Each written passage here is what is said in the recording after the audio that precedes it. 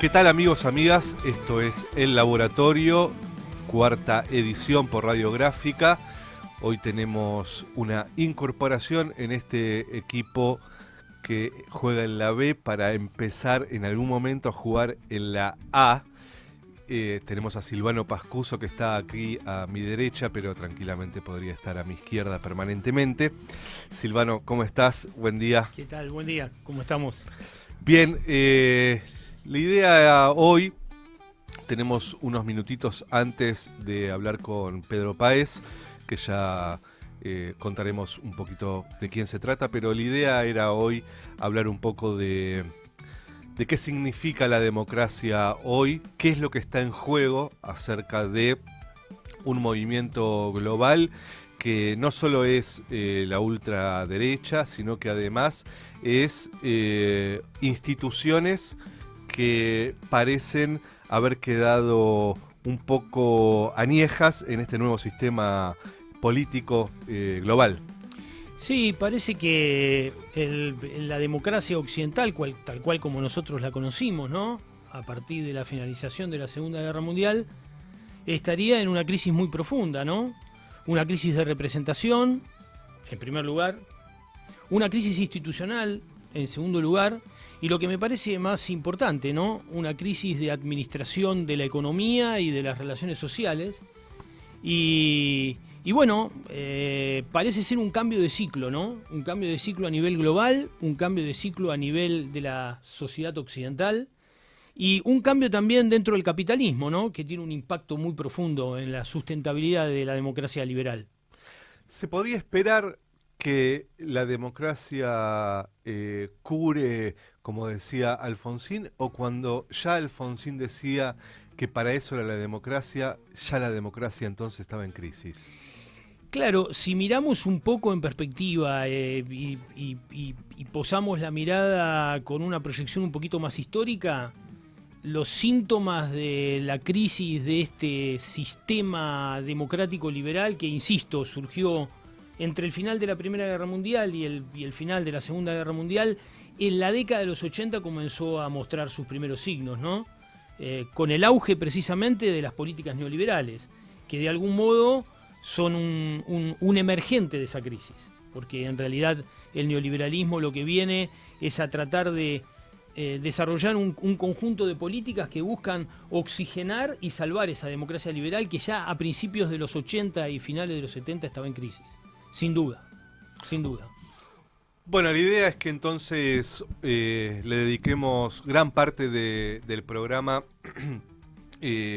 a esto, también desde una mirada un poco más de crisis económica, por eso también pensamos en Pedro. Por eso pensamos en Pedro también. Más adelante también vamos a estar charlando un poco con Alejandro Horowitz, es economista, fue editor de Clarín, pero además tiene una serie, ¿no?, de libros que reflexionan acerca de los distintos peronismos, como él lo llama, ¿no?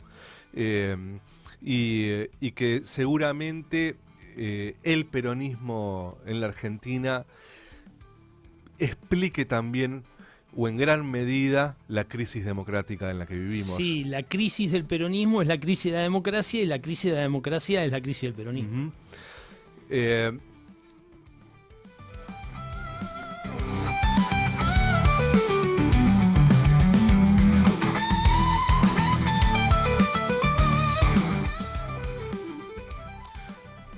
Bueno, como decíamos con Silvano, tenemos ya conectado a Pedro Páez Pérez.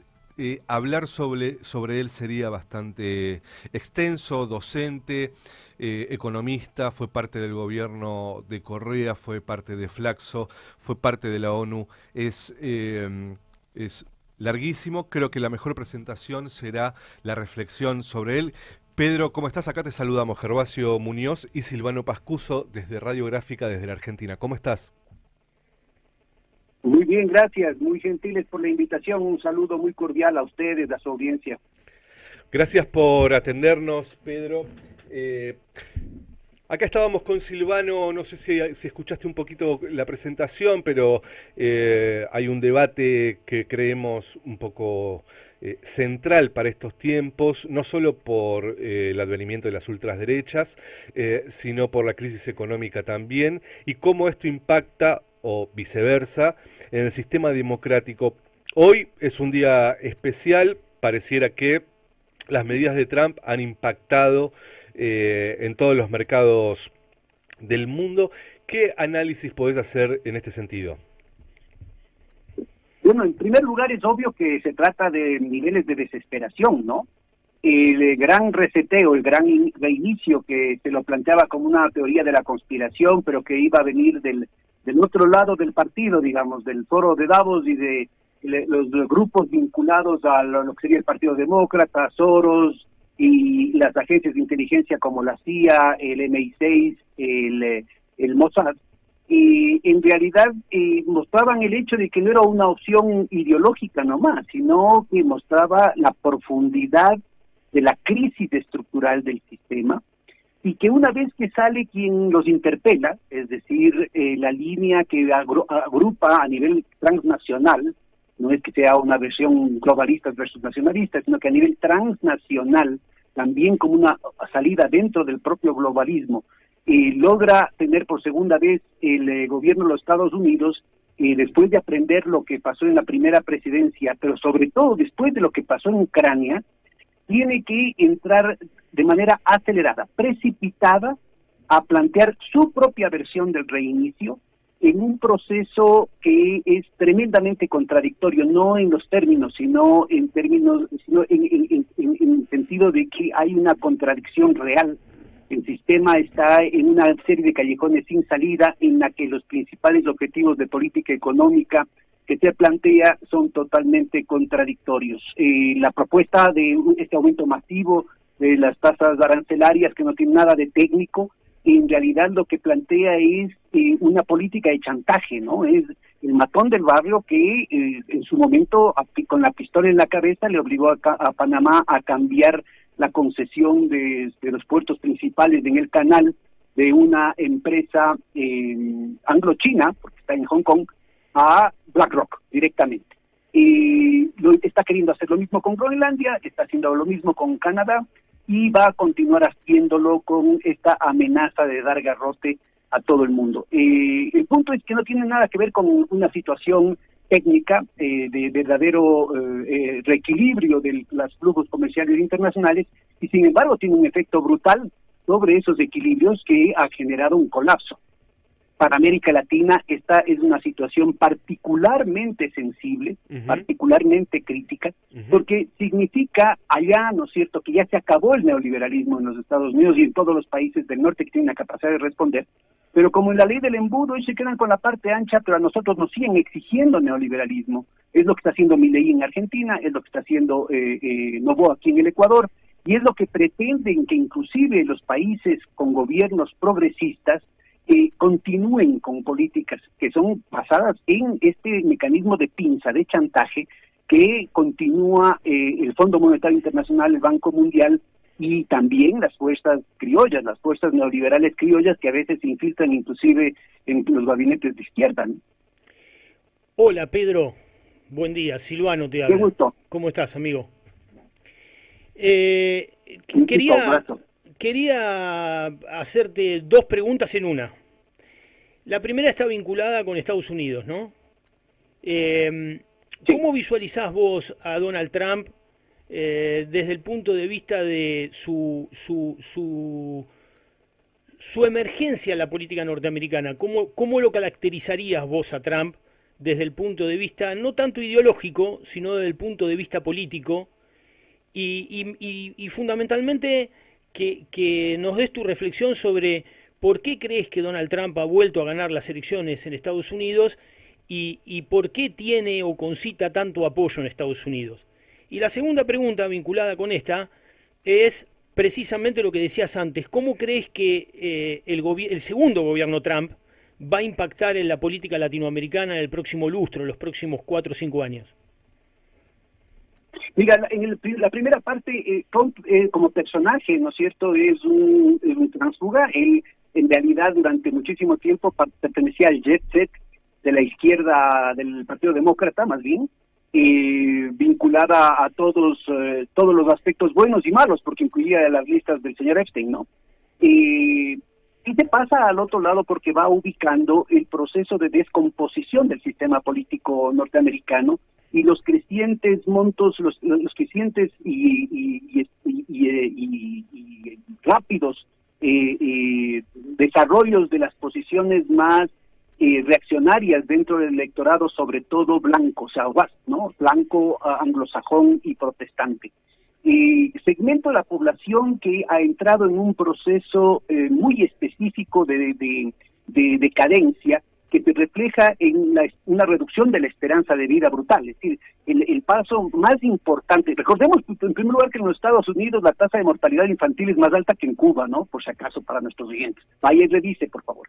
Pero además ubiquemos que no son solamente los efectos de las políticas neoliberales que se han venido tomando desde la época de Reagan, que han ido deteriorando las condiciones de vida de los sectores más vulnerables, sobre todo latinos y negros, sino que también está afectando, y eso sí, con un alto nivel de selección, de opción, sectores o sea, sectores blancos y de sectores medios, el nivel de frustración en la vida de la gente, el nivel de totalitarismo del mercado, que acá no lo sentimos y que tampoco lo sienten ellos, les plantea una situación en la que no se encuentra culpable, no se puede ubicar una salida antisistémica y se lo resuelve en el mundo de las drogas.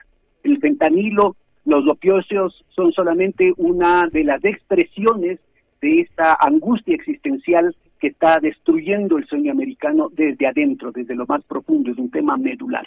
Esto es el olfato político de Trump y de su gente. Recordemos que él solamente es el mascarón de proa de un conjunto de intereses que están ahí presentes y que trascienden los Estados Unidos, que tienen una importante presencia también en Europa continental, de las familias más viejas, de las estructuras de poder más viejas del mundo, y también tiene intereses en otras partes del mundo, incluyendo el este asiático, ¿no? Entonces, es crucial ubicar que esta respuesta de Trump, que tenía sus antecedentes en las milicias, que tenía en la extrema derecha, que tenía sus antecedentes en el Tea Party, que tenía sus antecedentes en una serie de expresiones regionales, logra plantear algo que Laclau ya definía, ¿no es cierto?, un significante vacío que permita articular estas distintas demandas en una propuesta de derecha anti-establishment, ubicando claramente que ese establishment era todo lo woke, era todo lo progresista, era todo lo que tenía que ver, también ahí se incluye el tema de las finanzas, o sea,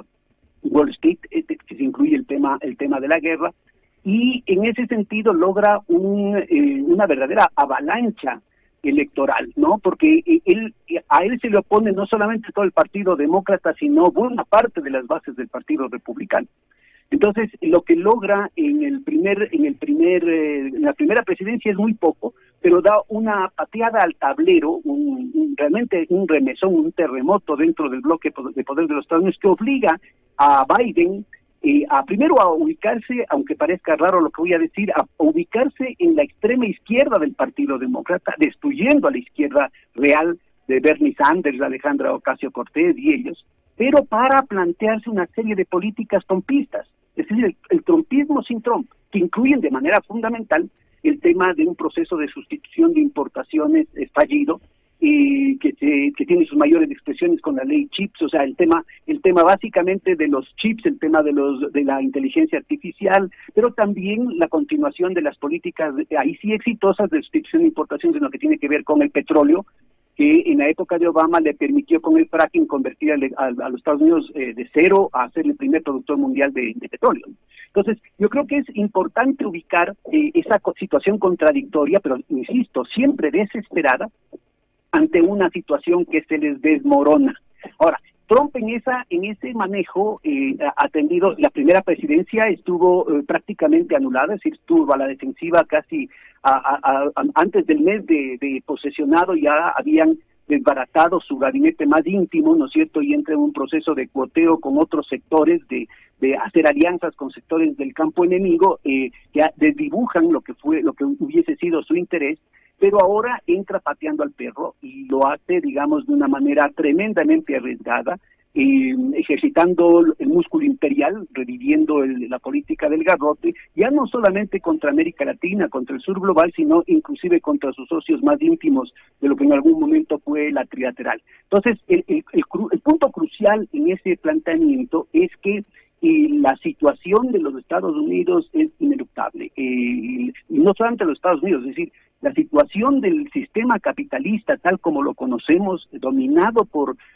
un parasitismo hipertrofiado del sistema especulativo, es decir, no el capital financiero vinculado a la producción, sino aquel que tiene una dinámica propia cada vez más autorreferenciada, cuyos ejes están en la City de Londres, en ese orden, en la City de Londres y luego en Wall Street.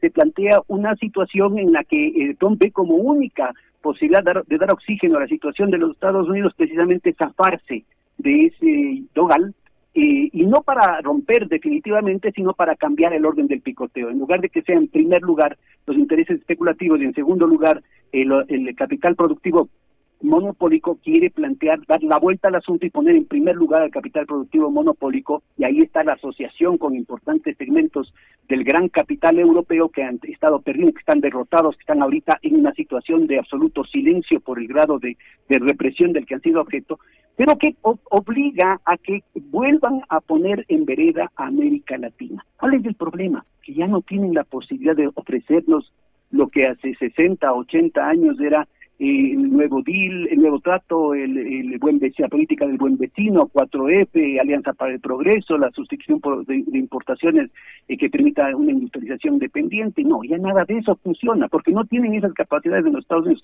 Los ejes fundamentales de la restauración de la rentabilidad de los Estados Unidos desde América Latina es un extractivismo extremo, el tema del complejo industrial militar con sus apéndices en Big Pharma y Hollywood, y el tema de la especulación. Entonces, necesita en América Latina, empezando por el último punto, ¿no es cierto?, espacios de reciclaje que básicamente tienen que ver con el lavado de capitales, con el blanqueo de capitales, y para eso están constituyendo nuevas plazas, porque a las anteriores les resultan muy pequeñas, en Ecuador en primer lugar, pero sobre todo en Argentina, que es una economía muchísimo más grande. Necesitan tener centros convertir a países con más músculo financiero, con más recursos propios, en un centro de salvataje permanente de los flujos mal habidos del capital especulativo, es decir, el eje angloamericano con las offshore, las guaridas fiscales, los derivados financieros, el shadow banking,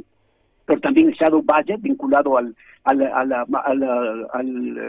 presupuesto de defensa que no tiene fondo, que es un barril sin fondo, y que ya cada vez más está despechando, o más dicho, subordinando el papel que podían tener los grandes bancos de la reciente crisis financiera, de la de Lehman Brothers, y que tiene ahora su mascarón de proa en los grandes fondos de inversión como son BlackRock, Vanguard y State Street.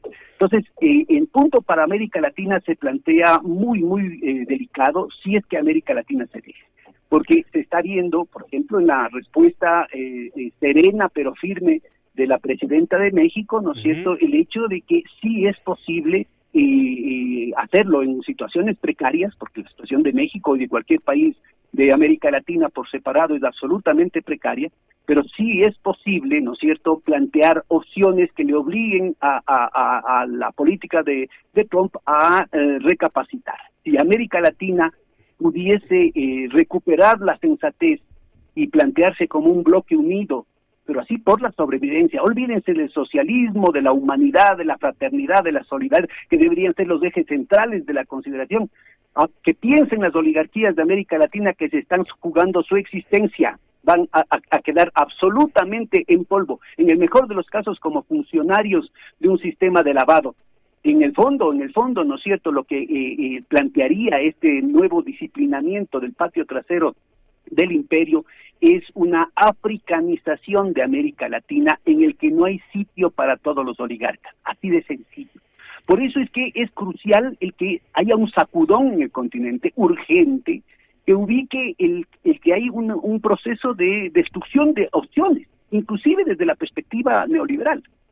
La cuestión neoliberal que se nos está imponiendo ahorita, mientras ellos están cada vez más proteccionistas, significa la destrucción de nuestros países, la destrucción del mercado interno, en un escenario en el que también nos están bloqueando los mercados externos en el contexto de una tensión geopolítica absolutamente imposible, y que van a decir, bueno, tienen que renunciar a los mercados tanto de importaciones como de exportaciones, ya de Rusia, de Irán, de todos ellos del actual eje del mal, pero también tienen que renunciar a China.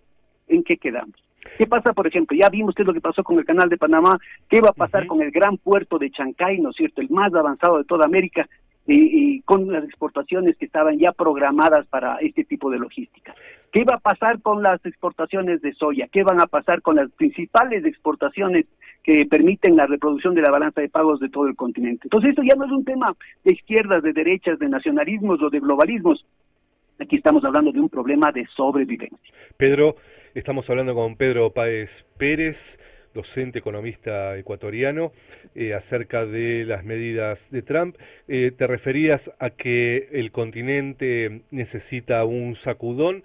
¿Ves que ese sacudón puede estar articulado entre Brasil, México y lo que pueda llegar a pasar a Ecuador? ¿Ves que es imposible? A mí la sensación que me da es que, por lo menos en Argentina, con Milei estamos con muchas dificultades de que eso se entienda, más bien estamos en la etapa de sometimiento absoluto. ¿Por dónde crees que puede llegar a haber un sacudón, si es que puede haberlo? Mira, yo creo que la respuesta está en el trasfondo de las propias medidas que parecerían locas de Trump, ¿no? En realidad tiene muy poco que ver con el tema arancelario, pero tiene sobre todo que ver con un chantaje de cómo va a refinanciar la deuda. Estados Unidos tiene que refinanciar hasta julio de este año el equivalente a 92 veces del Producto Interno Bruto del Ecuador. De cosas, o sea, son 9.2 millones de dólares. Y es eso lo que está exigiendo, porque en este periodo lo que se han estado haciendo China, Rusia, Irán y todos esos países, pero también Inglaterra, pero también Japón, o sea, los aliados más íntimos, es vendiendo las deudas de los Estados Unidos. Entonces, es lo que nosotros veníamos planteando con el tema de la nueva arquitectura financiera. Keynes te decía, si es que le debes $10,000 al banco, estás fregado. Pero si le debes 10,000 millones de dólares al banco, es que está fregado desde el banco. Sí. Y los Estados Unidos lo que están es utilizando esa carta, ¿no es cierto? Diciendo que no les va a pagar y que mejor, ¿no es cierto? Ese es un default que le está haciendo a los Estados Unidos. Lo que le está diciendo es, no les vamos a pagar estas tasas de interés tan altas en el corto plazo. Fírmenme un cupón a 100 años, ¿no es cierto? Cero interés. Que sí le están haciendo una quita, con una forma absolutamente escondida y obviamente con la hipocresía y la alcahuetería de los economistas locales, ¿no? Eso de izquierda y de derecha, es una barbaridad. Entonces yo creo que más rápido que esto lo que hay que plantear es rápido. América Latina, los pueblos de América Latina tienen que movilizarse en una diplomacia de los pueblos, acogiendo las banderas del Papa Francisco, ¿no es cierto?, con Jubileo 2025, anulación de todas las deudas injustas e insostenibles. Y una vez resolvamos ese problema, y eso también significa para ellos, o sea, si es que ellos van a hacer un cupón así, un bono a 100 años con cupón cero, ¿no es cierto?, que también hagamos con las deudas de América Latina lo mismo. Pedro, que la deuda que tiene con el Fondo Monetario Internacional, ¿no es cierto?, Argentina, Ecuador, que se lo ponga a 100 años o a 1000 años, ¿no es cierto?, cero interés. Entonces, digamos, es largo para contar, para cosas que parecerían absurdas, son absolutamente imprescindibles y se van a volver urgentes. América Latina tiene que despertarse, salirse del repertorio que ellos nos plantean y acordarse, en el caso de Argentina, que el Golden Boy de la sociedad rural argentina, que era Raúl Prebisch, o sea, un hombre formado en la sinarquía y en las condiciones más neoliberales, digamos, aunque es un anacronismo, lo que era el neoliberalismo de su época, el momento en que se encontró con toda la situación internacional adversa, tuvo que improvisar. Entonces yo creo que hay que aprender de eso y aplicarlo a las condiciones concretas de América Latina. Yo creo que es fundamental una nueva arquitectura financiera, que se acabe la deuda externa, que se acaben los mecanismos de dominación a través de la moneda, a través del SWIFT, a través del monopolio mundial que tiene el dólar, creemos nuestros propios mecanismos de compensación de pagos que permitan profundizar una integración productiva y social dentro del continente, creemos un fondo alternativo al Fondo Monetario Internacional que evite que tengamos que tener reservas gigantescas en dólares para poder defendernos de una manera además útil frente a las amenazas imperiales como las que estamos viendo, y que tengamos un banco de desarrollo real, un nuevo tipo de banca para un nuevo tipo de desarrollo que permita transformar la matriz continental de la energía, de la producción, generando una soberanía en el campo también de la salud. En el campo algo de la se había agricultura. intentado durante el gobierno de Chávez y de Lula y de Néstor y Cristina, se había intentado un banco latinoamericano que finalmente no sucedió, ¿no? Sí, esa es una lástima, y ahí tienen una alta responsabilidad también los economistas heterodoxos. Por eso yo convoco a una autocrítica de todos, ¿no es cierto?, y mirar hacia adelante, el análisis concreto de la situación concreta, la experiencia que tuvimos, sobre todo las discusiones teóricas que tuvimos, y acá les decía, no, pues que eso es una cuestión aventurera. Pues ahora están aplicando precisamente eso, sistemas de compensación de pagos. Ahí está el tema de los BRICS. Sistemas, un banco, un nuevo tipo de banco para un nuevo tipo de desarrollo, ahí están los BRICS. Fondos alternativos al Fondo Monetario Internacional, ahí están los BRICS, pero también está el ASEAN, pero también está la relación en que tiene Corea del Norte con Indonesia, Corea del Norte con Arabia Saudita, por favor. Temas que acá decían, es que eso es estrafalario, es que eso de ahí es una cosa, es teoría de la conspiración, eso es technocratical nonsense, y todas esas cosas. Bueno, ya resulta una payasada el plato que uno se pone a ver hacia atrás, ¿no? Sí, porque en todo lado, el dinero electrónico lo están usando en Suecia, lo están usando en Nigeria, lo están haciendo en todo el Caribe, lo están utilizando, y ya lo van a utilizar también en toda Europa. Entonces yo creo que es fundamental tratar de aplicar lo mejor de las tecnologías a las condiciones urgentes que nuestros países necesitan. Para ponerlo en un horizonte temporal muy realista, generar un sistema de compensación de pagos que no utilice el dólar, que no utilice el SWIFT, que no utilice el sistema bancario angloamericano, que no utilice las offshore, que no utilice las criptomonedas privadas, podría tardar más o menos unas 2 semanas, así como me están oyendo, 2 semanas, peligrosamente sencilla. Por eso es que este tipo de temas están totalmente expulsados de la academia latinoamericana, incluyendo segmentos de la academia vinculado a sectores progresivos. Pedro, bueno, te queremos agradecer que hayas estado con nosotros hoy, has sido muy amable, todo extraordinariamente claro, como siempre. Y probablemente en el futuro te volvamos a molestar para charlar otro rato con nosotros. Muchas gracias, Pedro, por estar. A la orden, compañeros. Ojalá impulsen el debate allá en Argentina. Un gran abrazo. Fuerza. Un abrazo muy grande. Abrazo grande, Pedro. Muchas gracias.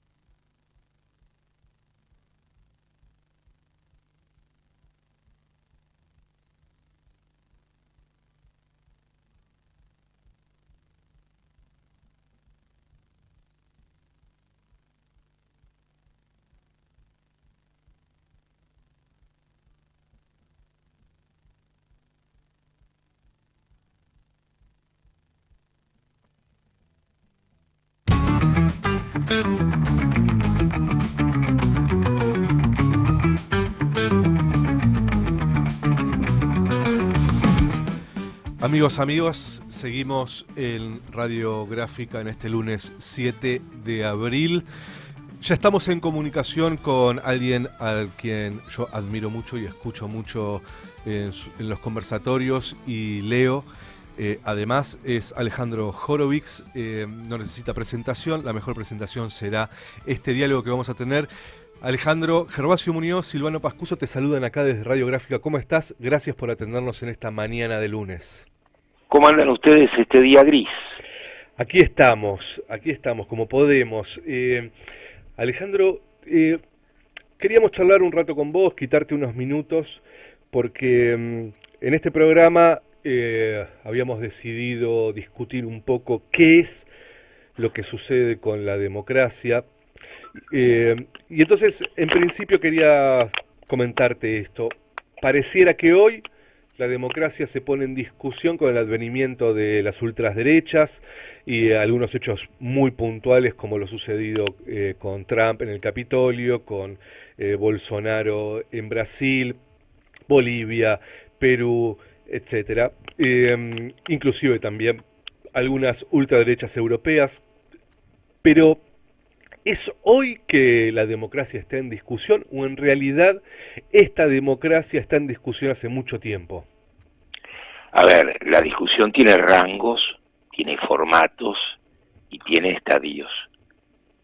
Cuando en 1970 se discutía sobre el carácter formal de la democracia, no es que la discusión fuera una discusión vacua, pero el carácter formal de la democracia garantizaba ciertos estatutos de ciudadanía, reconocía una ciudadanía real, no ilusoria, porque el welfare state garantizaba otro nivel de ciudadanos.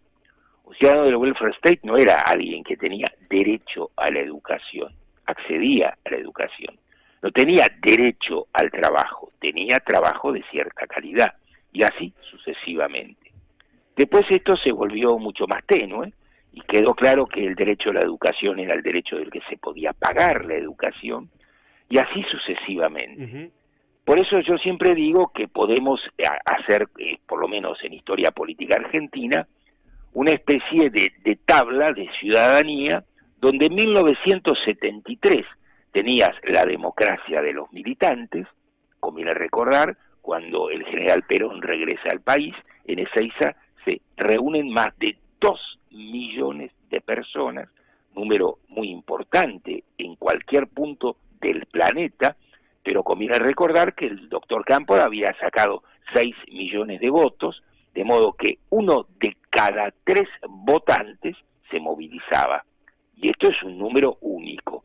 En 1983 ya teníamos la democracia de los ciudadanos. Los ciudadanos pueden peticionar, el gobierno puede decir que sí, el gobierno puede decir que no, eso es todo. Es el género del anónimo, yo voto lo que voto y sucede lo que sucede porque elijo simplemente el nombre del que decide lo que ya está decidido. Y el nombre que elijo no va a contravenir ninguna de esas decisiones básicas tomadas. El doctor Menem estableció la democracia de los consumidores y el 2001 estableció la catástrofe final general. Después vino lo que vino y el planteo fue salir del fondo del pozo, y salir del fondo del pozo requiere medidas de circunstancias, pero cuando las medidas de circunstancias se transforman en permanentes, lo que vemos es que volvemos al fondo del pozo y ahí estamos.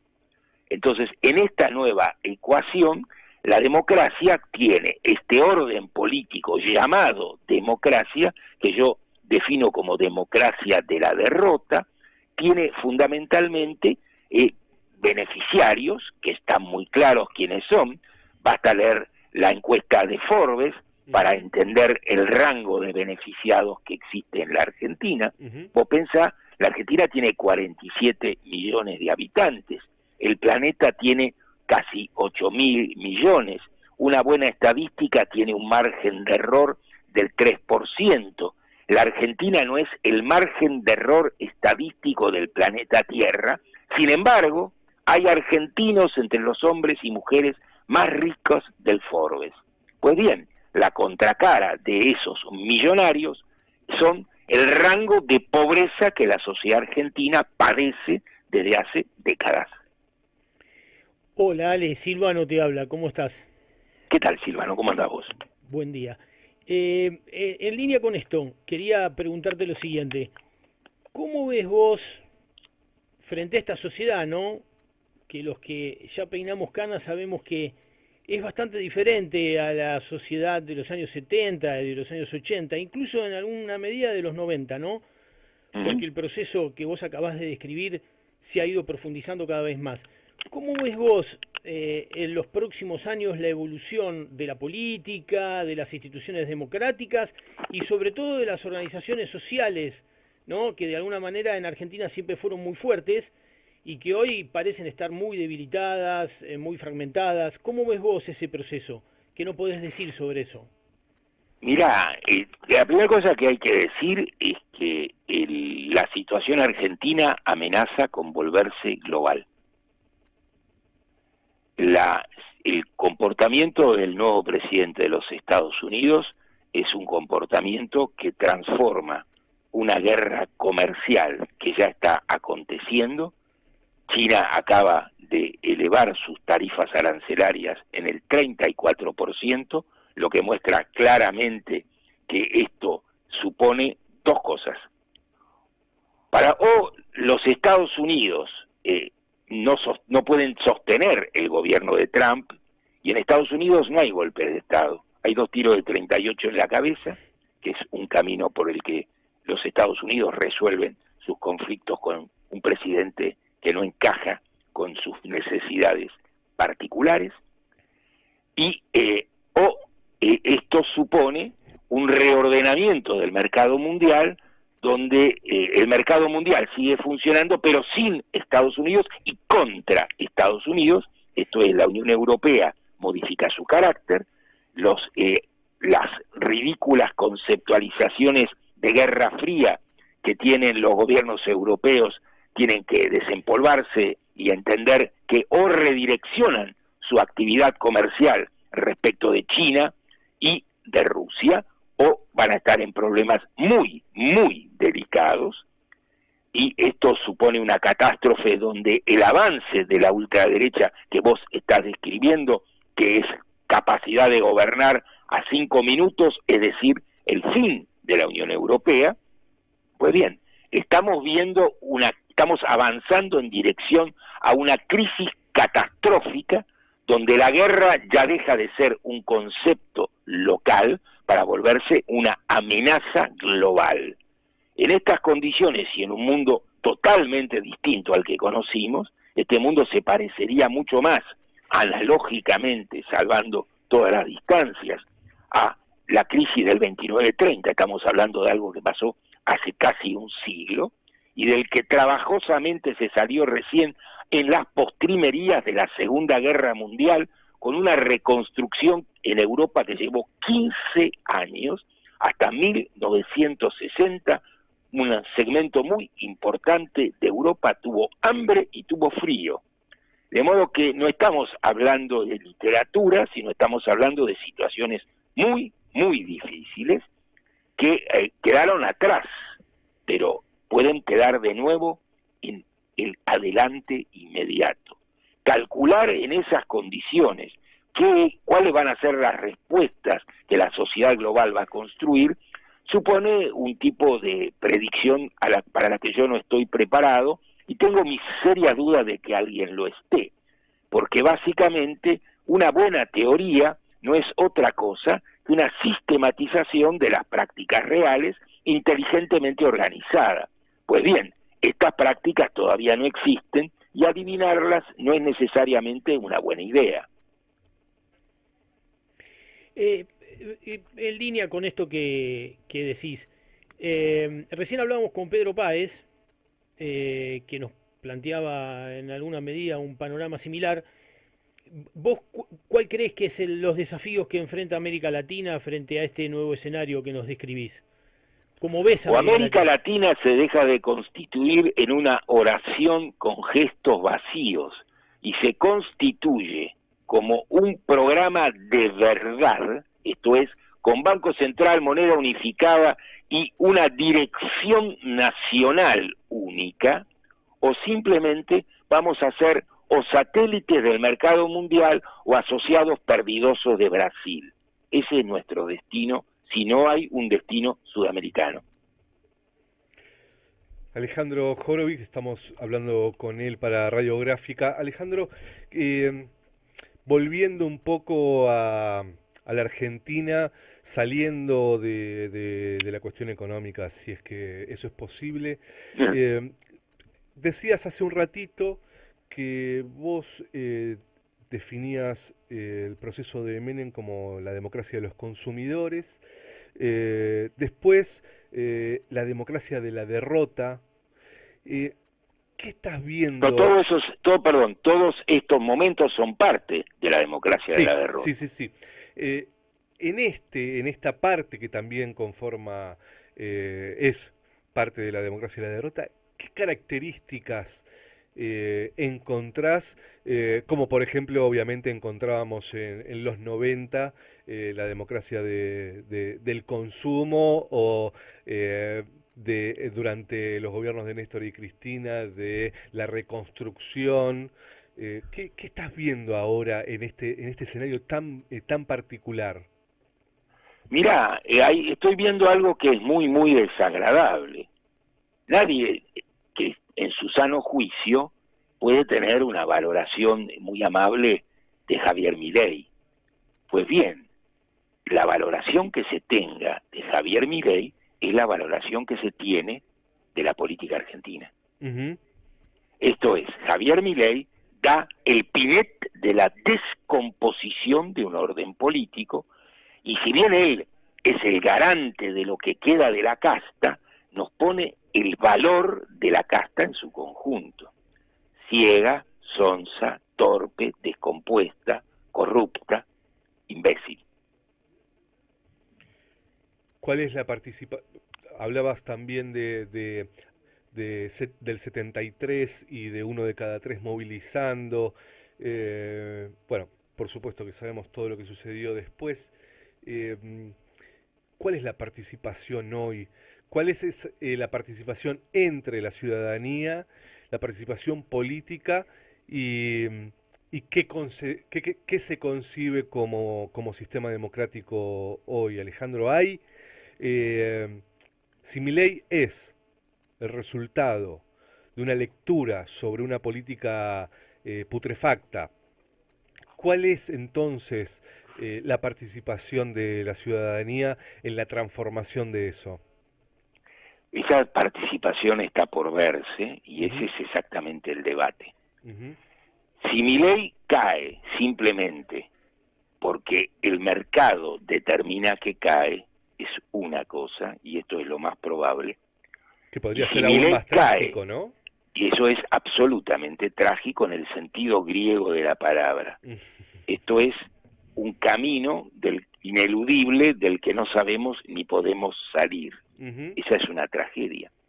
Y entonces, si nosotros vemos simplemente que se le dispara el dólar, que el préstamo del fondo no alcanza para planchar lo que sigue, y que esto va hacia otra hiperinflación, con cesación de pagos, y, por supuesto, con hiperinflación es ausencia de moneda, es la detención de la economía, es otro saqueo al ingreso popular, es un aumento inmediato y significativo de los rangos de pobreza, que ya son descomunales. Solamente un infradotado puede creer que la pobreza retrocede mientras el consumo cayó 10% y no hay ningún viso de que se mejore en ningún punto, salvo en el consumo de automóviles. Está muy clara. Cuando uno dice que cayó el 10% el consumo, uno tiene dos imágenes posibles matemáticamente.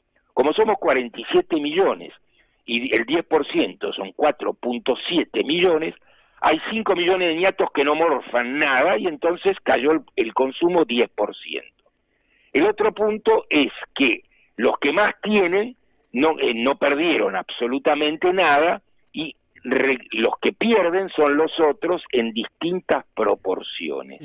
Pues bien, estamos hablando de gente cuyos ingresos cayeron 10, 15, 20, 30, 40, 50%, en condiciones horripilantes. En esas condiciones horripilantes, el problema es básicamente no cuál es el milagro de la motosierra. El milagro es una cantidad de ciudadanos políticamente desarmados frente a una dirigencia política que no sabe qué hacer y no lo reconoce, y que simplemente cree que Milei hace lo que hay que hacer brutalmente. Totalmente. Y que todo lo que se podría hacer es mileísmo más delicado. Esta idea es tan trágica como la anterior y arroja el mismo resultado. Conviene recordar que en las últimas elecciones se votó entre Milei y Massa. Bien, Massa fue el hombre que en las elecciones del 2015 apoyó a Macri. Sí. Bien, entonces, y el candidato del 2015 contra Macri era Daniel Scioli. Sí. Y entonces, después Massa trabajando para fondos de inversión, digo, es parte del mismo sistema. Cómo se gana la vida alguien privadamente no supone obligatoriamente una definición política. No se me escapa que trabajar para fondos de inversión no es exactamente el más honorable de los trabajos imaginarios. Pero la política de Massa no está definida por eso. No. Ese es el punto. Sí, no solo. Está claro, estamos de acuerdo. Digamos que su política no le produce ningún conflicto con trabajar con un fondo de inversión. Exactamente. Y eso, tenés razón, es exactamente así. Pues bien, cuando esta es la paleta, cuando este es el mix político que ofrece el sistema, está muy claro que ese mix lo que hace es bloquear cualquier salida democrática. La salida democrática requiere romper esa estructura. El 17 de octubre de 1945, el valor de ese movimiento es que rompe con un orden político y da la posibilidad de una reconstitución con un protagonista político que hasta ese momento no existía, los trabajadores. Pues bien, los trabajadores hace décadas que no hacen política como trabajadores, votan como ciudadanos. Cuando vos escuchás a un dirigente sindical hablar de las posiciones de sus dirigidos, dice, los muchachos están difíciles. Esto quiere decir que no le dan bola políticamente, cosa que sabemos simplemente por los resultados electorales. Ale, frente a un escenario de estas características, ¿no? Por un lado, la crisis política que describís, la ausencia en la dirigencia de una alternativa clara, porque evidentemente no la tiene, esto nos pone ante un problema muy serio, que es la posibilidad de que, como ha ocurrido en otros países, Argentina se vea inmersa en una violencia más o menos mayor, menor, inorgánica. Yo diría que no es que se vea inmersa, la Argentina está inmersa. Bueno, en la profundización de ese proceso, sin un proyecto político alternativo, ¿no? Digamos, estamos ante ese peligro, y que agentes como agentes no estatales influyan en ese proceso profundizándolo, ¿no? No tengo la menor duda. Milei no es el problema, Milei es el signo que asume la forma del problema. La caída de Milei no es la derrota de la derecha, es una derrota personal. El espacio de Milei, el espacio de esa derecha, no ha cesado de crecer. Conviene recordar, mirar simplemente los resultados electorales de Macri con los resultados electorales de Milei. Macri gana por media pestaña, Milei gana por paliza. Alejandro, muchísimas gracias por el tiempo, te hemos robado bastante de tu tiempo. Un placer charlar contigo. Acá te despedimos, Silvano Pascuso, Gervasio Muñoz. Gracias otra vez, Alejandro, un abrazo muy grande y que tengas el mejor lunes posible. Un abrazo, gracias a ustedes. Hasta luego. Chao.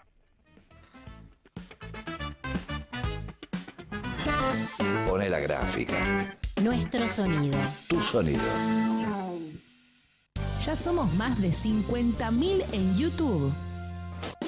Nos escuchamos, nos vemos desde el pueblo y desde el sur. ¿Papá cómo supo que es adoptado? ¿Se lo dijeron los abuelos? Sí, claro. Ayer la señora nos habló sobre las abuelas de Plaza de Mayo. ¿Y qué les dijo? Nada, que son señoras que buscan a sus nietos. Pero no dijo adoptados, dijo apropiados. ¿Papá es adoptado o apropiado?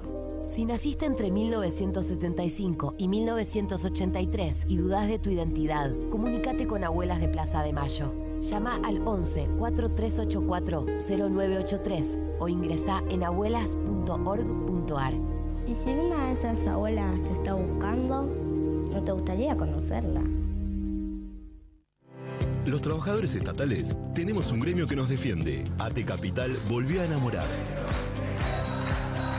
Búscanos en las redes como AT Capital. La refundación está en marcha. Sumate a AT Capital.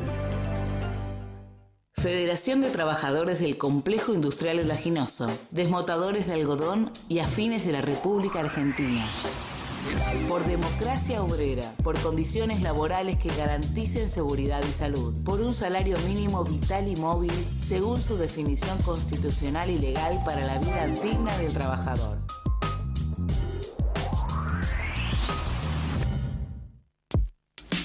Sindicato Federación Gráfica Bonaerense. Desde 1857, defendiendo el trabajo, la producción nacional y los intereses de la familia gráfica. Intereses colectivos. El programa de la bancaria. Todos los martes de 15 a 16 horas por la gráfica 89.3. Conexión en el aire. El espacio del periódico Conexión 2000. Música, historias del sur porteño. Martes, 21 horas. Idea y conducción, Norma Rosa Torello. Pone la gráfica. Agenda propia. Información segura. Certera. Cultura popular. La gráfica. Tu sonido. Nuestro sonido.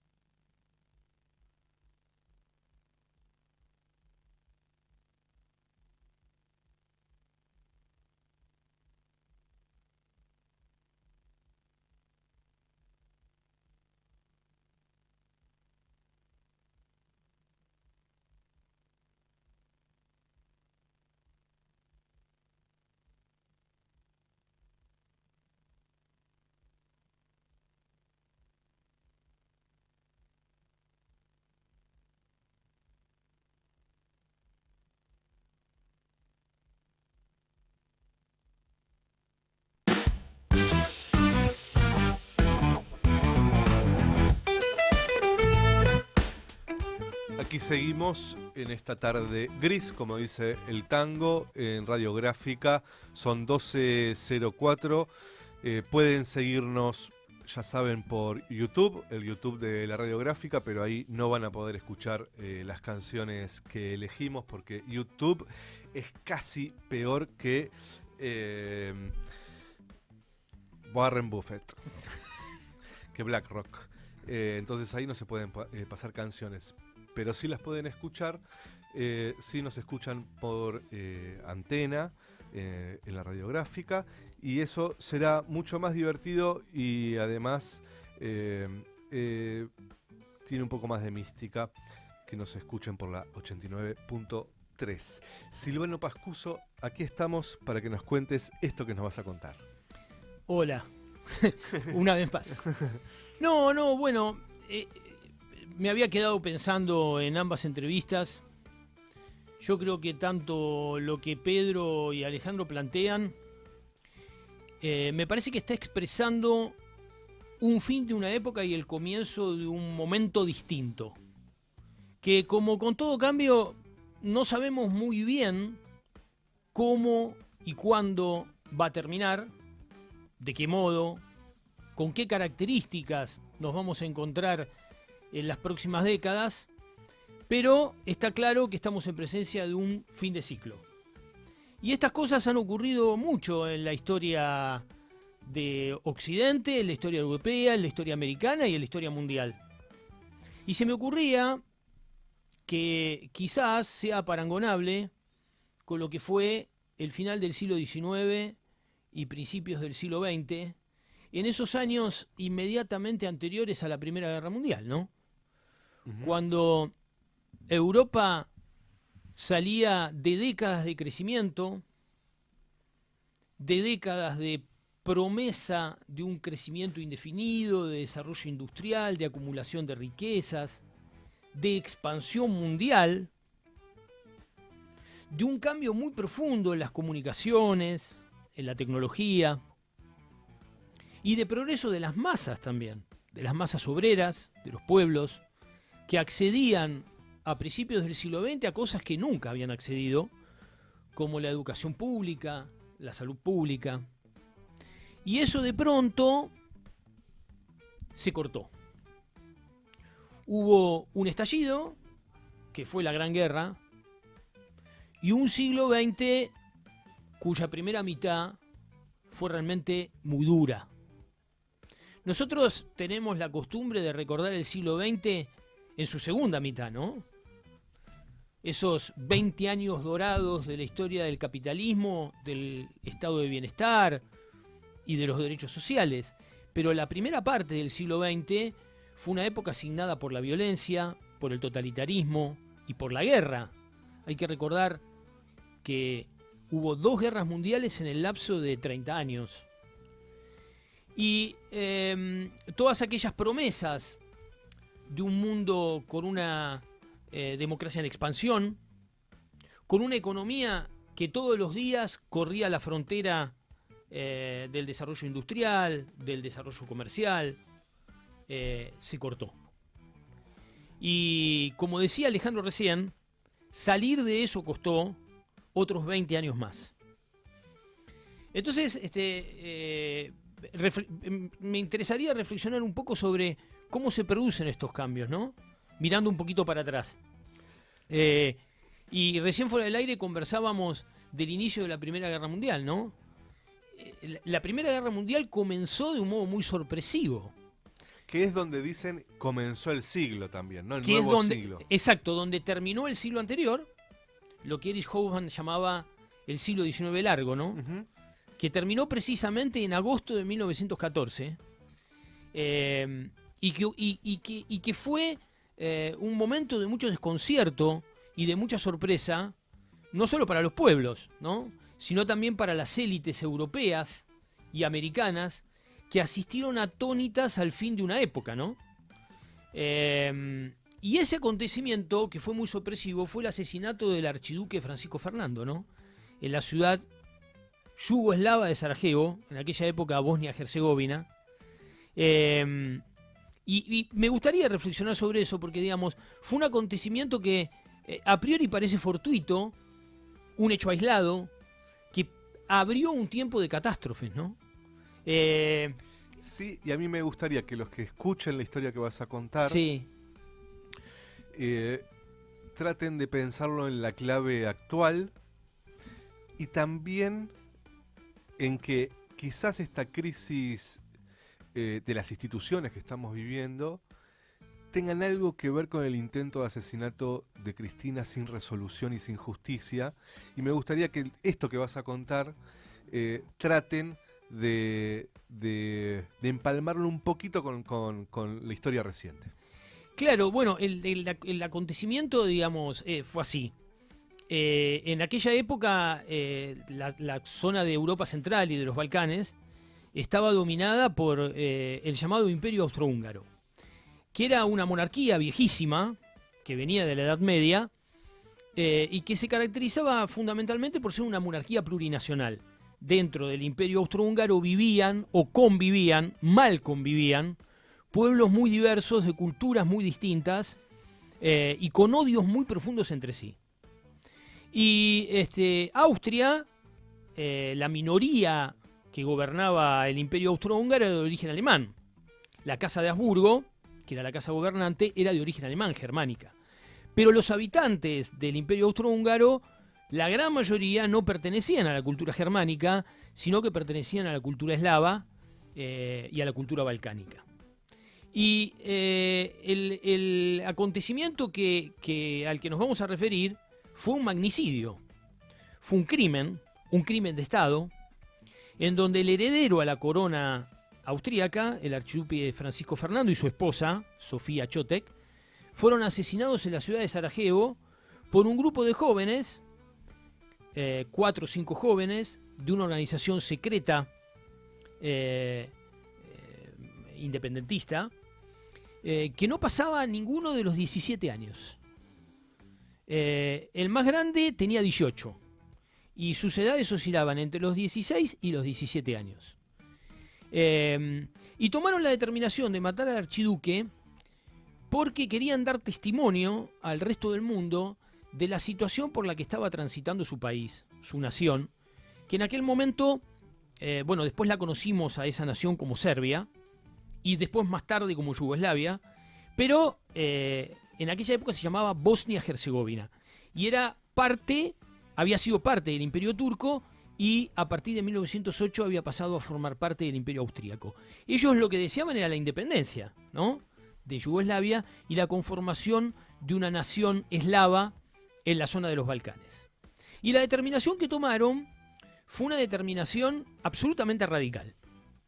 El archiduque iba a participar de unas maniobras militares y ellos ven en un periódico la noticia de que el archiduque va a estar presente en Sarajevo.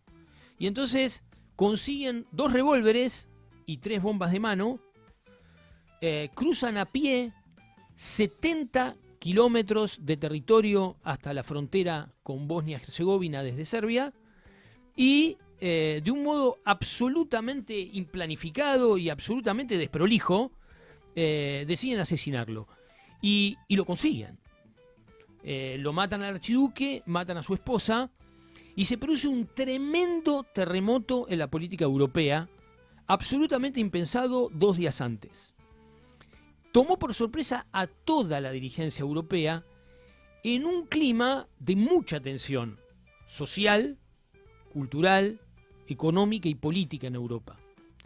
Y esa tormenta que se va a desatar, que va a ser la llamada Gran Guerra, la Primera Guerra Mundial, que dicho sea de paso hay que decir, se llevó 20 millones de vidas. 20 millones de vidas en 4 años. Ningún dirigente europeo la vio venir y ningún dirigente europeo la pudo prevenir. Y yo pensaba que en momentos como los que estamos viviendo, que son bastante similares, porque digamos, en aquel momento estaba claro que había un agotamiento de las estructuras, no solo de las estructuras gobernantes, no solo de los sistemas políticos, también el capitalismo estaba transitando una fase de transformación muy fuerte con la incorporación de tecnologías que hasta ese momento eran innovadoras, ¿no? Por ejemplo, el telégrafo, por ejemplo, el teléfono, por ejemplo, el desarrollo de los ferrocarriles, de la energía eléctrica. Un momento muy similar al que estamos transitando hoy, ¿no? Con la emergencia de las nuevas tecnologías, con la emergencia de los cambios que está habiendo en las comunicaciones. Y en un momento como este, un acontecimiento fortuito como aquel cambió radicalmente el rumbo de la historia. Y la sensación que yo tengo en este momento es que el mundo, en particular el mundo occidental, Europa y los Estados Unidos, están al borde de una situación muy similar en donde cualquier acontecimiento menor puede producir realmente un desastre. Y me parece que es importante que nosotros desde Argentina y desde América Latina reflexionemos sobre la situación tan delicada por la que estamos transitando. Porque este es un momento de mucha incertidumbre, pero también es un momento de transformaciones muy profundas que en donde la dirigencia política, la dirigencia económica y la dirigencia social, las propias élites económicas parecen no estar encontrando el rumbo, ¿no? Como decía recién Horowitz. Y cualquier pequeño acontecimiento, cualquier situación crítica puede producir un desastre y puede sumir al mundo en un acontecimiento similar al que fue la Gran Guerra, ¿no? Hoy en Europa está en guerra y esa guerra está más cerca de profundizarse que de resolverse, ¿no? A mí lo que me genera dudas es, entiendo el proceso histórico, las semejanzas con una época en donde están cambiando otra vez los modos de producir, los modos de trabajar, la comunicación. Hay sí un cambio de fondo. Ahora, también lo que sucedió, sobre todo después de la Segunda Guerra, es que hay un cierto consenso en que no puede volver a suceder una matanza a escalas como la Primera y la Segunda Guerra Mundial. Lo que pasa es más una guerra permanente, o son pequeñas guerras permanentes, las de este siglo, ¿no? Donde en todo lugar puede haber una guerra. Lo de Ucrania, por ejemplo, ahora, el Golfo en los 90, etcétera, etcétera. Lo que te pregunto, Silvano, es si ese acontecimiento que nadie sabe cuándo puede suceder, pero que sin lugar a dudas puede transformar de un segundo a otro el mundo, la característica que va a tener es como una guerra mundial, o si en realidad ya no existe acontecimiento que cambie de un segundo a otro el curso de la historia, sino que permanentemente hay acontecimientos que cambian permanentemente el curso de la historia, y es esta situación que pone entonces en crisis las instituciones y a la sociedad la hunde en este sistema que estamos viviendo hoy de una cosa que es de análisis de la historia en un presente continuo. Sí, en realidad esto siempre ha ocurrido, ¿no? Los cambios a lo largo de la historia son acumulativos y los procesos son graduales. No existe el cambio brusco y repentino. Lo que sí ocurren son acontecimientos que expresan en sí mismos un final de época. Me gustaría decirte lo siguiente con relación a eso.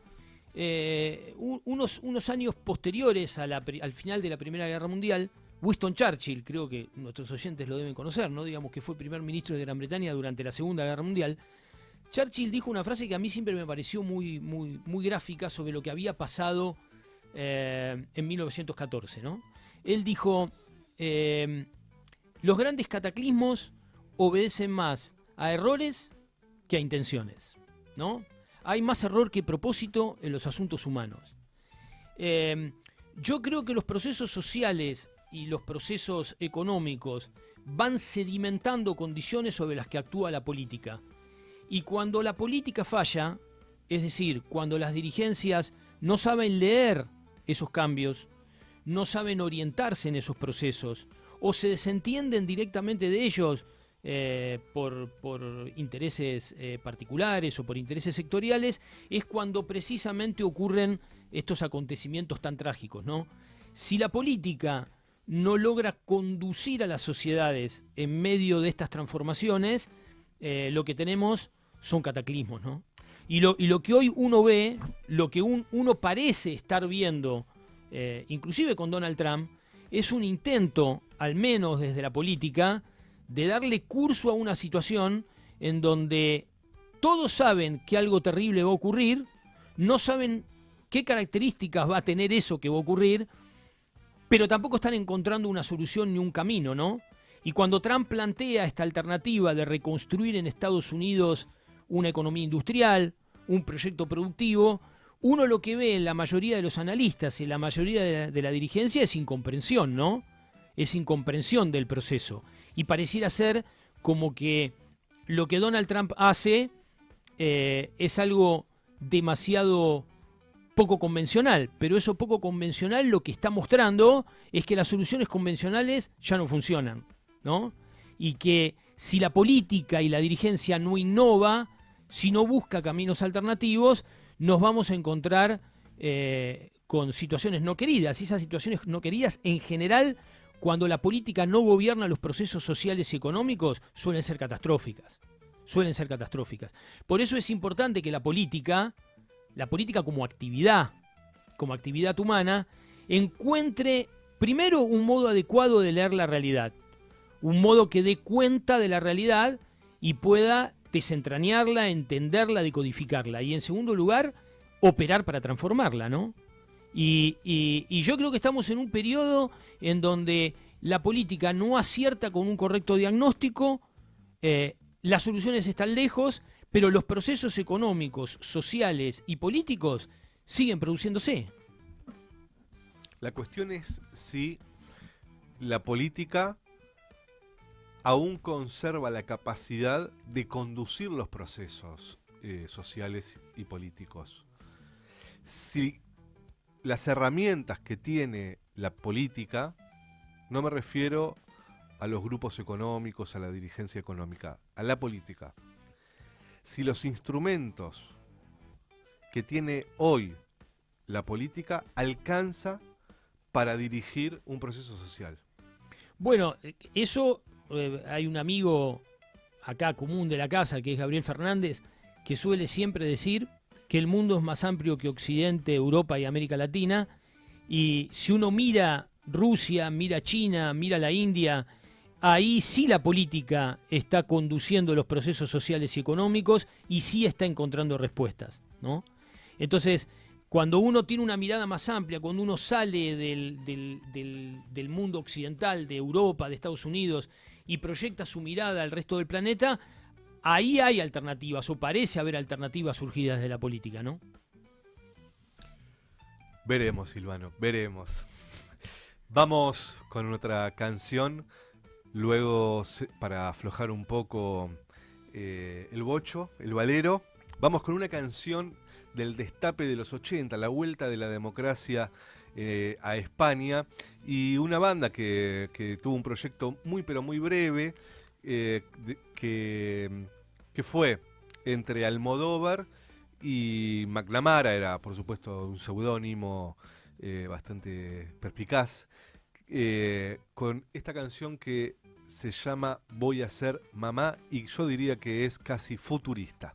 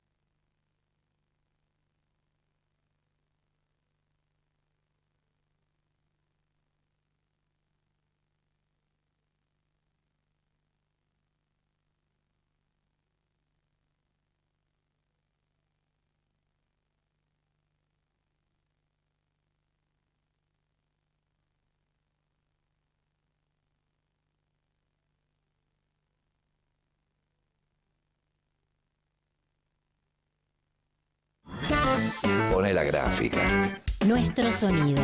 Tu sonido. Ya somos más de 50.000 en YouTube. Nos escuchamos, nos vemos desde el pueblo y desde el sur. ¿Papá cómo supo que es adoptado? ¿Se lo dijeron los abuelos? Sí, claro. Ayer la señora nos habló sobre las abuelas de Plaza de Mayo. ¿Y qué les dijo? Nada, que son señoras que buscan a sus nietos. Pero no dijo adoptados, dijo apropiados. ¿Papá es adoptado o apropiado? Si naciste entre 1975 y 1983 y dudás de tu identidad, comunícate con Abuelas de Plaza de Mayo. Llama al 11 4384 0983 o ingresá en abuelas.org.ar. Y si una de esas abuelas te está buscando, ¿no te gustaría conocerla? Los trabajadores estatales tenemos un gremio que nos defiende. AT Capital volvió a enamorar. Búscanos en las redes como AT Capital. La refundación está en marcha. Sumate a AT Capital. Federación de Trabajadores del Complejo Industrial Oleaginoso, Desmotadores de Algodón y Afines de la República Argentina. Por democracia obrera, por condiciones laborales que garanticen seguridad y salud, por un salario mínimo vital y móvil, según su definición constitucional y legal para la vida digna del trabajador.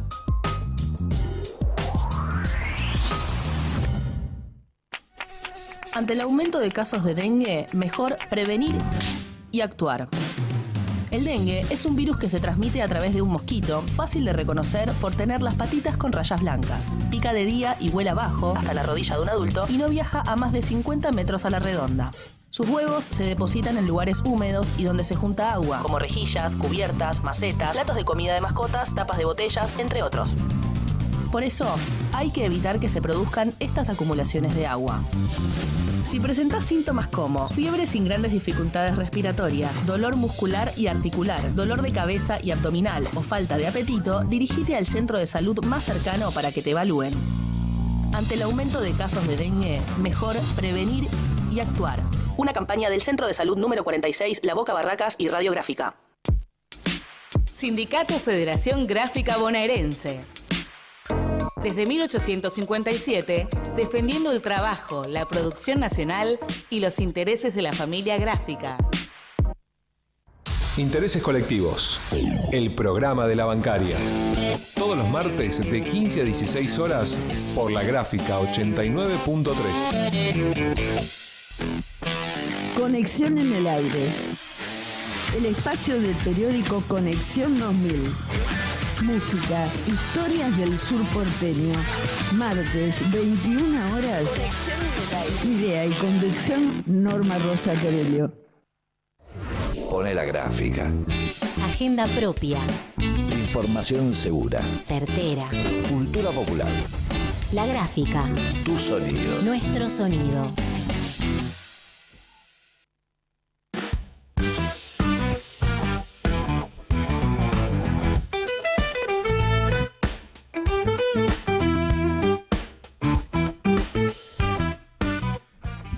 Bueno, ¿cómo siguen burgueses en esta mañana, este mediodía ya de lunes que estamos compartiendo con Silvano? Ya estamos conectados con Santi Adano, que nos va a deleitar, como hace a veces, con su columna de cultura. Santi, ¿estás ahí en la virtualidad de este mundo horrible? ¿Cómo andan? Subile el volumen, Santi Adano. A ver, ahora ¿ahí sí, mejor? Ahora sí. ¿Cómo estás, Santi? Buen Bien, lunes. vieja. Buen lunes, hermanito. Acá estamos con el compañero Silvano Pascuso. ¿Qué haces, Santi? ¿Cómo estás? ¿Qué tal? ¿Cómo va eso? Que nos acompañará los lunes. Santi, ¿qué tenemos hoy en esta columna? Vamos de a poco con los videos y los audios porque hay algunos problemas técnicos, pero arranquemos, metámosle nomás. Dale, si no pueden salir no pasa nada, los anunciamos y que los busquen después los oyentes, pero Okay. Tenía ganas de hablar hoy, de retomar un poco esto que veníamos hablando hace un par de columnas que venimos dándole vueltas al tema de la participación de la cultura en el entramado de lo público y lo político, y cómo esa tensión se venía manifestando en nuestro país en diferentes épocas. Hablamos de Mercedes Sosa, de su vida y de su obra atravesadas por el contexto político. Hablamos de censura en la dictadura cuando fue la columna del 24 de marzo. Y hoy tenía ganas de retomar ese tema haciendo un poco de foco en el presente. Y también pensando en que si bien me parece necesario ser críticos de la escena actual, de la escena cultural y repensar cómo existe, cómo comunica, tampoco me interesa caer en el cliché nostálgico de artistas eran los de antes, porque me parece que tampoco suman. Entonces quiero retomar los temas que venimos conversando, el rol del arte, también hablar de censura, pero pensados en tiempo presente. Y por suerte, efectivamente hay artistas actuales, artistas jóvenes, que participan del universo del mainstream de una forma menos frívola a las que nos tiene acostumbrados el arte corporativo. Uno de esos artistas que me gusta y me interesa traer en ese sentido es Milo J.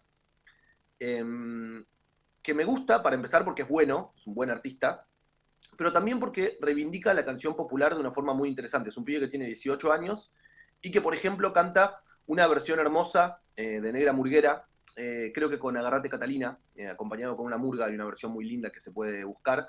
Un pibito de 18 años cantando una canción de, no sé cuánto tendrá Negra Murguera, 30.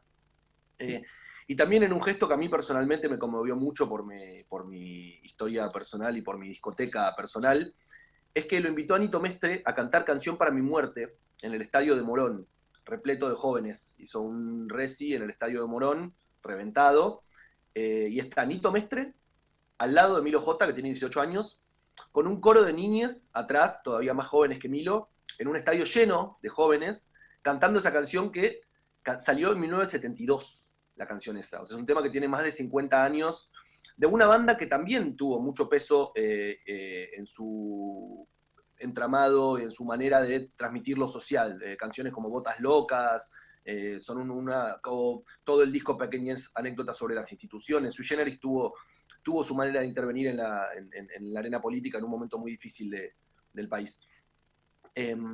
Si está, quería que escucháramos ahí un pedacito de Canción para mi muerte y ver un poco la escena.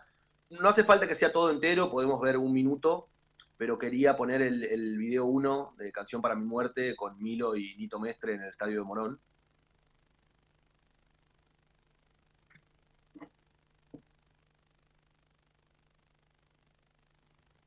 ¿Se escucha? Aparentemente no lo están pudiendo poner. Aparentemente no lo estarían pudiendo poner. Ok, bueno, sigamos y... Quería hacerte un comentario sobre esto. A ver. Que me parece pertinente y interesante a la vez. Estas cosas de convergencia entre actores más grandes y actores más jóvenes, y artistas y músicos y gente de la cultura más joven con las nuevas generaciones, ya ocurrió. En la década de los 80, yo recuerdo una cosa que nuestros oyentes deben recordar, los oyentes que tienen nuestra edad, ¿no? Digamos, no los más jóvenes, que es la convocatoria que Mercedes Sosa hizo en su momento con los artistas del rock y con la gente más joven, ¿no? O por ahí también la convergencia del polaco Goyeneche con alguna gente que venía del rock nacional, ¿no? Esto es algo que ya ocurrió y que es una sana costumbre en la cultura popular argentina. Totalmente. Lo que tiene es que siento que hoy por hoy a veces le achacamos a la juventud una desconexión total de lo que está pasando, ¿no? Y siento que le echamos la culpa a la juventud de eso. Y para mí está bueno problematizarlo, porque si bien es verdad que el mercado encuentra formas más certeras de intervenir en la vida política mientras hace de cuenta que no interviene y mientras frivoliza los discursos sociales y culturales, para mí está bueno sobre todo enaltecer y remarcar las actitudes que para mí contribuyen a estos diálogos intergeneracionales, ¿no? No toda la juventud está en babia, igual que no toda la adultez está activa. De hecho, mucha parte del espectro artístico, no sé, pienso en Dante Spinetta, no sé, tiene un padre que era un tipo que intervenía en el discurso social un montón y ojalá, me encantaría escucharlo interviniendo un poco en la arena política.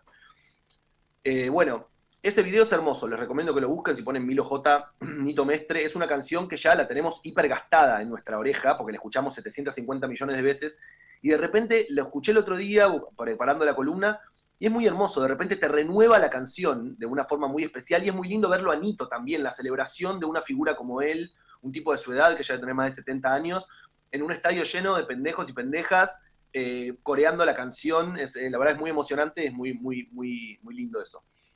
O sea que, además de esta cuestión de Milo reivindicando la canción popular de nuestro país. También me gusta porque tiene un abordaje re profesional, pero humano. Es un pibe que no da la espalda a nuestra historia, no da la espalda a nuestro presente. Insisto, tiene 18 años, y me encantó que un pibe de 18 años, muy talentoso y con llegada, quiso presentar su último disco para 20.000 personas, estaba pensada la actividad, en un espacio de memoria y derechos humanos. Lo iba a hacer en lo que fue el centro de detención de la Escuela de Mecánica de la Armada, en un lugar que es un hito de nuestra historia política, y la presentación de su último disco la estaba planteando gratuita en ese espacio. La abuela de Milo está desaparecida, entonces hay algo también ahí del sentido que tenía su presencia en ese lugar que excedía la pura manifestación artística. Era una declaración de principios.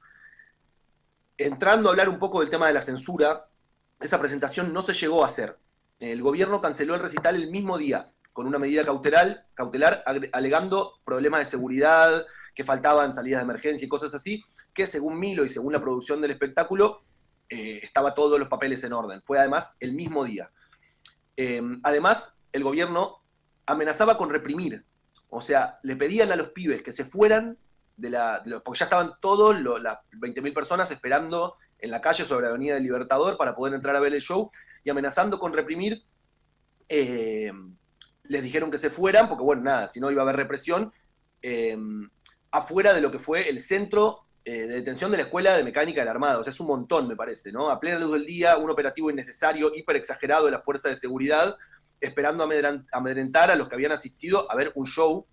Y hay algo muy interesante que dice Milo, me imagino que por ahí, no sé si, avísenme si se llegan a poder escuchar el resto de los materiales que les mandé, porque había un video de Milo hablando en primera persona, haciendo un video selfie, anunciando la cancelación del show. Si no se puede escucharlo, comento un poquito. Vamos con el 3, si querés. No, el 2, el video 2. El 2 o sea, no dos videos. El 2 no se puede ver. Ok, entonces no hay problema. Les cuento un poquito de lo que se trata. Hay algo muy lindo que dice, muy lindo no, muy arengador. Dice, supongo que juntar 20.000 personas en un espacio de memoria al gobierno de ahora no le gusta. Me encanta escuchar eso en la boca de un pibe, ¿no? Digo, porque después nosotros me parece que a veces pecamos y nos ponemos medio cuarentones haters con esto de música era la de antes, y eso es lo que hacían todas las generaciones pasadas. La gente se quejaba de los Beatles, la gente se quejaba de Piazzolla, siempre las generaciones por ahí anteriores vienen teniendo que pagar esos derechos de piso, y este pibe se replanta. Me pareció muy interesante, y también hay que pensar que esto es censura, o sea, la razón por la que dijeron que cancelaban el show era por razones de seguridad. Pero nosotros, bueno, hablamos ya de la censura en la dictadura, que era una cuestión explícita, puramente ideológica, con listas negras, pero estas son formas apenas disimuladas de censura, ¿no? Cancelar en el día un espectáculo de un artista que lo va a hacer en un espacio de memoria tan importante como es el de la ex-ESMA. No se escucha todos los días esto. Supongo que juntar 20.000 personas en un espacio de memoria al gobierno de ahora no le gusta, en boca de un pibe de 18 años, y yo la verdad que lo agradezco mucho. Otro gesto lindo que tuvo en esta clave, hizo una versión de Los Dinosaurios en el Primavera Sound, festival grande, uno de los festivales mainstream, y cantó una versión de Los Dinosaurios de Charlie, en este sentido. Pensando también en esta cuestión de la censura, hay una nota muy interesante de Romina Sanelato, que salió hace poco en Cenital, es una periodista neuquina que se especializa en música. Les recomiendo leerla, se llama La doctrina del miedo en la música. Te estás portando mal, serás castigada. En esa nota Romina repone el rol contracultural y político que tuvo nuestra música en la historia, nombrando al nuevo cancionero de Mercedes Sosa que ya nombramos, hablando de Charly García, hablando de Las Manos de Filippi, hablando de Dylan, y piensa en la situación actual y el tipo de censura que viven los artistas y las artistas. Dice, por ejemplo, en el artículo Romina, cumplido el primer cuarto del siglo XXI, los artistas populares jóvenes no quieren hablar de política o temas sociales. ¿Qué piensan sobre lo que pasa a esos líderes que lideran los charts que llenan estadios? Nadie sabe.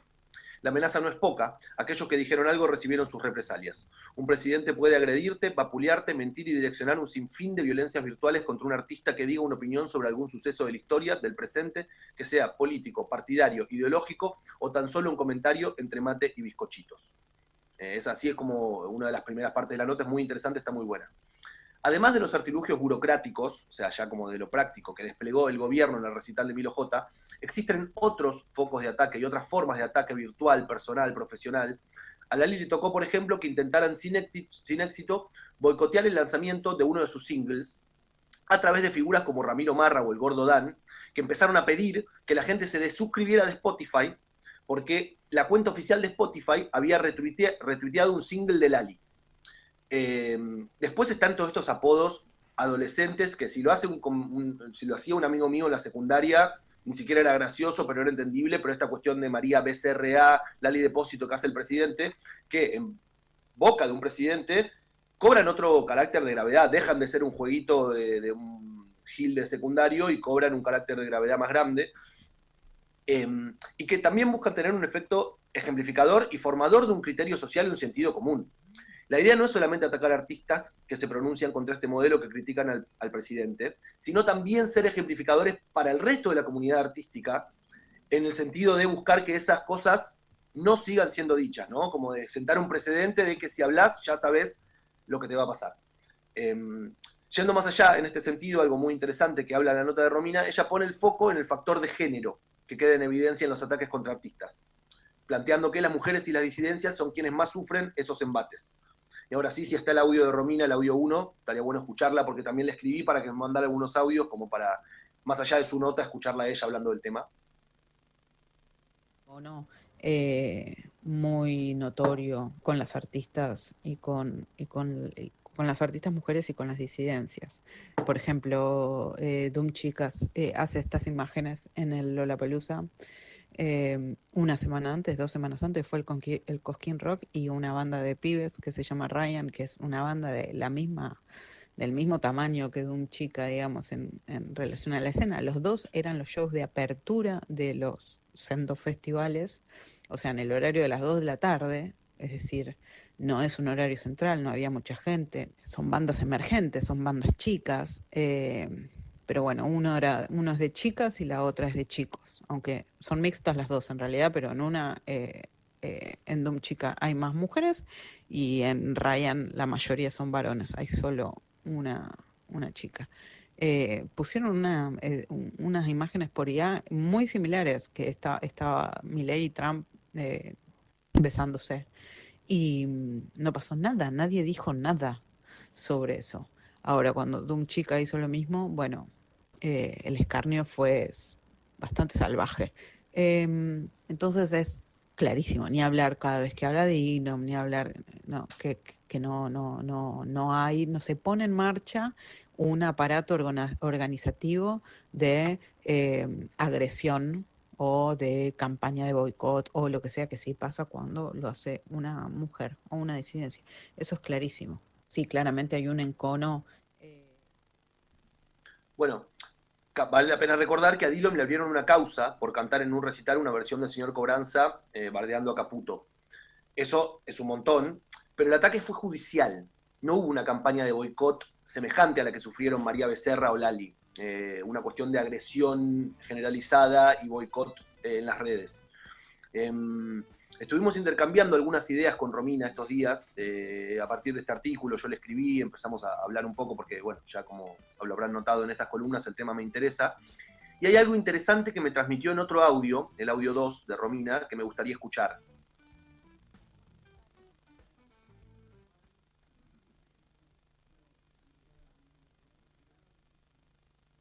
¿Sale?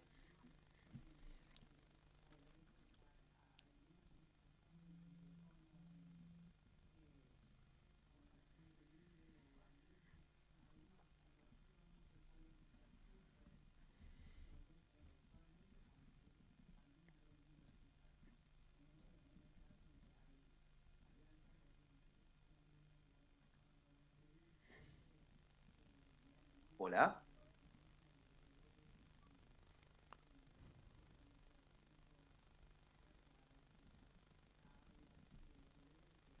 Lo hace como eso, de una manera muy genuina y poco,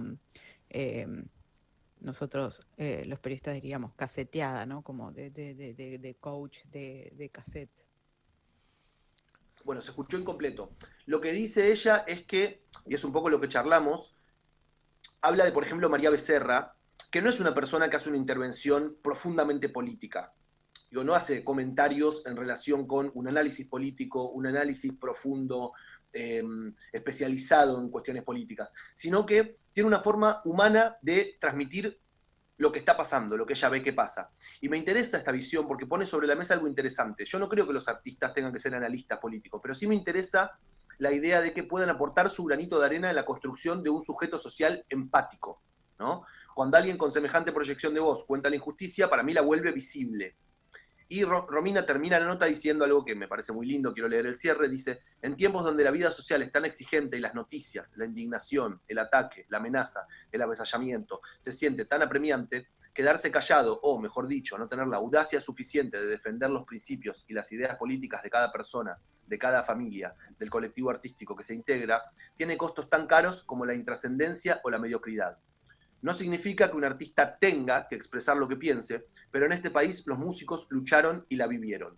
Mercedes Sosa y tantos más se vieron forzados a exiliarse por cantar. La represión en los shows era tal que se sintetizó en el Rompan Todo de Billy Bond, o, nunca olvidar, la muerte de Walter Bulacio, arrancado de la puerta del Estado de Obras para ser asesinado por la policía. Mucho pasó en esta Argentina que hoy escucha a los artistas cantar sobre la ropa de lujo y la guita. Brillante, Santi. Un dato de ayer o anteayer, Dillom tiene un estribillo que dice: cuando yo me muera, moriré en Milei, y en uno de los fragmentos cambió la letra para decir: cuando yo me muera, morirá Milei. Fue muy celebrado por el público, inclusive hicieron circular fake news de que el Quilmes Rock sí, no lo iba a invitar nunca más a Dillom a tocar, y era falso. Y también esto habla un poco de lo que vos venís planteando, de la potencia que tiene la cultura cuando empieza a decir con otras palabras lo que se siente, lo que los medios ocultan, y que empieza a circular en el sentimiento popular. Sí, y también reivindicar estos gestos, ¿no? Porque a veces siento que, o hablando de mí por lo menos, a veces me quedo más en la frustración de lo que siento que falta, en vez de poner el acento en los artistas que la están agitando, ¿eh? Pendejos, pendejas, pibes jóvenes que están metiendo agita en este sentido, revolviendo el avispero, y que me interesaba también celebrar en el día de hoy. Gracias, Santi Adano, por esta columna brillante que siempre tenemos.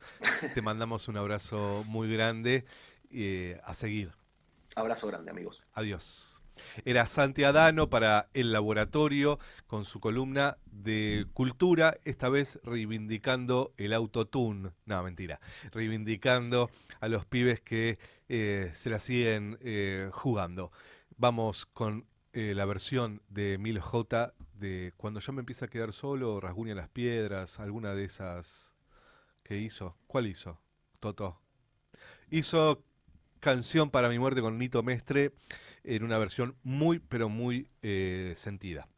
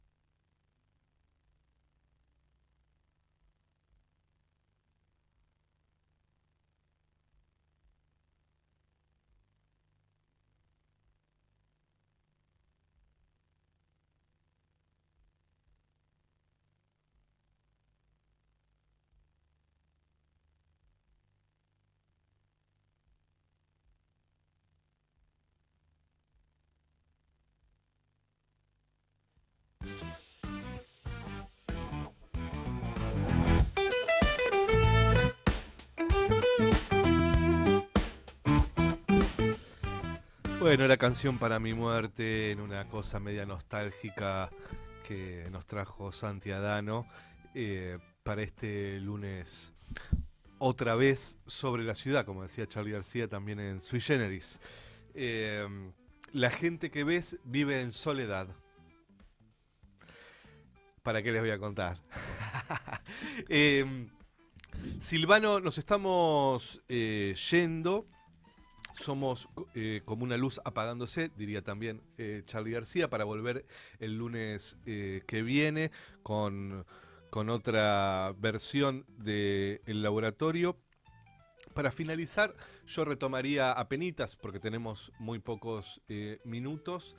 ¿Qué desafíos entonces, después de hablar con Pedro Páez, con Alejandro Horowitz, un poco también lo que planteaba Santi con la censura, qué desafíos tendremos entonces en estos tiempos respecto a construir un sistema que garantice, como se decía antes, la felicidad del pueblo, ¿no? Y la grandeza de la nación. Eso ya me parece un exceso. Yo no sé si vamos a lograr la grandeza de la nación, pero por lo menos que logremos la felicidad del pueblo, ¿no? ¿O es indivisible? Es indivisible. O sea, como artículo de fe creemos que es indivisible. Bueno, Donald Trump también lo cree, por ejemplo. ¿Por qué? Porque en su intento disruptivo y poco ortodoxo de modificar la relación de fuerzas entre Estados Unidos y el resto del planeta, lo que por lo menos se está tratando de instalar en la agenda es que Estados Unidos va a ser grande si sus trabajadores tienen empleo, tienen buenos salarios y tienen buenas condiciones de vida como la tuvieron antes. Y que con el deterioro del empleo, la producción y los salarios no hay Estados Unidos poderoso, ¿no? Más allá de quién lo dice, me parece que esa idea tiene mucha fuerza. No, quisiera que cerremos hoy, quisiera dejar dos planteos, dos reflexiones, ¿no? La primera es que es muy importante que debatamos estos temas con la debida profundidad y la debida seriedad, porque necesitamos buenos diagnósticos. A mí me da la sensación de que por momentos estamos parados arriba de diagnósticos viejos que obedecen a realidades que ya han pasado o están a punto de desaparecer, y que necesitamos analizar mucho la realidad para poder decodificar cuáles son las líneas maestras de cara al futuro, ¿no? Entonces me parece que primero, información, análisis de esa información, un correcto procesamiento de esa información y correctos diagnósticos. Y en segundo lugar, lo que me parece también importante es que empecemos a sembrar la idea de que es posible, como decía Pedro al inicio del programa, alternativas, ¿no? Me parece que no hay que pensar que todas las alternativas están en el pasado, sino que las alternativas están fundamentalmente en el futuro, y tenemos que hacer un esfuerzo grande por transmitirle a los compañeros y a las compañeras y al conjunto de los argentinos y las argentinas la esperanza de que ese futuro de un pueblo feliz y una nación próspera es posible y incluso que puede estar a la vuelta de la esquina. Sin duda vamos a seguir debatiendo sobre esto. Tenemos algunos invitados para los próximos programas que convocamos para profundizar. Hay mucho que pensar, como vos decís, es necesario un buen diagnóstico, y quizás el diagnóstico solo se pueda dilucidar con una práctica militante también, ¿no? Con una práctica cotidiana. No sé si hay otras posibilidades de diagnóstico. Lo veremos en estos programas, lo veremos en estos meses que nos tocan en Argentina, que van a ser movidos, no solo por lo electoral, sino porque en definitiva se va profundizando el modelo Milei, empiezan a aparecer las contradicciones, empiezan a aparecer cuáles son las intenciones reales que había detrás de este modelo, y seguramente esto también va a ser un desafío para entender no solo cómo llegamos hasta acá, sino cómo salimos.